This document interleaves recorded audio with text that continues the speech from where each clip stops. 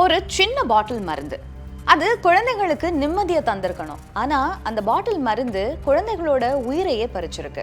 ஒரு இருமல் மருந்து குழந்தைகளை கொள்ளும் கில்லர் காஃப் சிரப்பா மாறி இருக்கு. கலப்படம் செய்யப்பட்ட இந்த இருமல் மருந்தால மத்திய பிரதேச மாநிலத்துல குழந்தைகள் சிறுநீரக தொற்றால பாதிக்கப்பட்டு உயிரிழந்திருக்கிறாங்க. இதுவரை இறந்த குழந்தைகளோட எண்ணிக்கை 22. சில குழந்தைங்களுக்கு நாக்பூர் பகுதியிலேயே சிகிச்சை நடந்தாலும் கூட உயிரை காப்பாற்ற முடியல.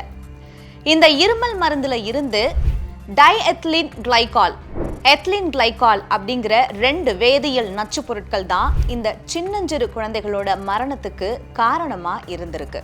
இந்தியாவில் பல குழந்தைகளுக்கு யமனா மாறி இருக்கக்கூடிய இந்த இருமல் மருந்து இந்தியாவை மட்டுமில்ல உலக சுகாதார அமைப்பையும் பரபரப்பாக்கி இருக்கு.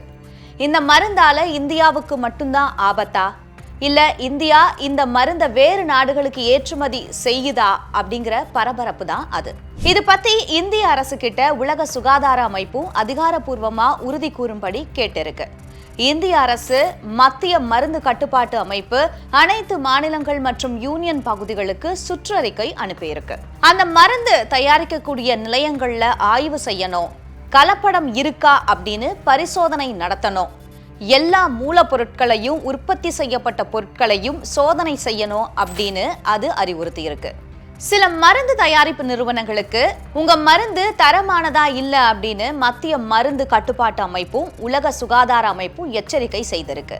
உங்களுடைய மருந்து பாட்டில் குழந்தைகளோட உயிரை பறிக்க கூடாது, அதோட தரத்தை உறுதி செய்யுங்க அப்படின்னு அறிவுறுத்தி இருக்கு. ஒரு குழந்தை பலியான போதே அரசு விழிப்படைஞ்சிருக்கணும். ஆனா 22 குழந்தைகள் இறந்த பிறகுதான் அரசு விழிப்படைஞ்சிருக்கு. இனிமேல் தான் விசாரணை நடத்தணும் அப்படின்னு சொல்லுது. இது யாருடைய தவறு?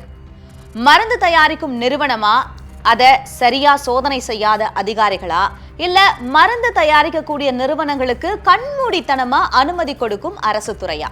ஒரு தாய் தன்னோட குழந்தையோட உடல் நலம் சரியா இருக்கணும் அப்படின்னு நம்பி கொடுத்த மருந்து அந்த குழந்தையோட உயிரையும் பெற்றோரோட கனவையும் சிரிப்பையும் பறிக்கிறது கொடுமையானது. இந்தியாவுக்கு மருந்து தயாரிப்பு மையம் அப்படிங்கிற பெருமை இருக்கு. ஆனா அந்த பெருமையுடன் சேர்த்து பொறுப்பும் இருக்கணும் இல்லையா? இந்த இருமல் மருந்து வெளிநாடுகளுக்கு ஏற்றுமதி செய்யப்பட்டதா அப்படின்னு உலக சுகாதார அமைப்பு கேள்வி கேட்டிருக்கு. இந்த கேள்விக்கு இந்திய அரசும் மருந்து நிறுவனங்களும் மருத்துவ துறைகளும் பொறுப்போட பதில் சொல்லணும். இந்த மாதிரி சம்பவங்கள் இனிமேலும் நடக்கக்கூடாது. ஒரு குழந்தையோட உயிர் கூட இனி அரசோட அலட்சியத்தால பறிபோக கூடாது. சின்ன பாட்டில் பெரிய எச்சரிக்கை. இது ஒரு செய்தி இல்ல, ஒரு பாடம். ஒரு உயிரை காப்பாத்தணும், பறிக்க கூடாது. இது வெறும் மருந்து பாட்டில் விஷயம் இல்ல, நம் நாட்டோட மருந்து தரத்துக்கும் மக்களோட உயிர் பாதுகாப்புக்கும் இடையிலான போராட்டம். கேள்வி கேட்டிருக்கிறது உலக சுகாதார அமைப்பு, ஆனா பதில் சொல்ல வேண்டியது நாம தான், இந்தியா.